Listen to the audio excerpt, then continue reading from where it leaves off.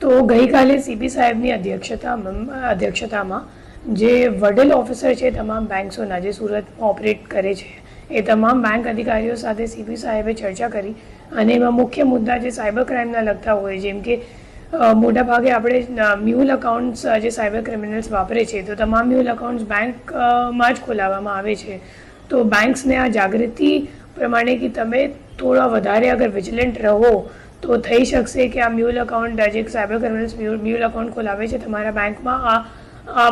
આવી રીતનું જે બનાવ છે એની સંખ્યા ઘટી જશે. અને બીજી વસ્તુ કે કરંટ અકાઉન્ટ જે ખોલાવવામાં આવે છે તો એક જ પેઢી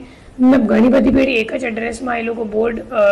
જે બેનર છે અને બોર્ડ છે પેઢીનું એ ચેન્જ કરીને પછી સેમ જ જગ્યામાં ઘણા બધા કરંટ અકાઉન્ટ પણ ખોલાવે છે. તો એવી રીતની જે ઘટના છે એમાં તમે લોકો કેવી રીતે વિજિલન્ટ રહી શકશો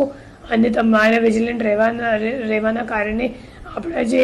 ઇનોસેન્ટ વિક્ટિમ્સ છે, જે આપણા દેશના નાગરિકો છે, એ સાયબર ક્રાઇમથી વચી શકશે એ હેતુથી આપણે ગઈકાલે જે મિટિંગથી એ યોજવામાં આવી હતી. અને એના સિવાય બેન્કર્સ સાયબર ક્રાઇમની ઇન્વેસ્ટિગેશનમાં અમે લોકો બેન્કર્સ પર નિર્ભર છીએ કે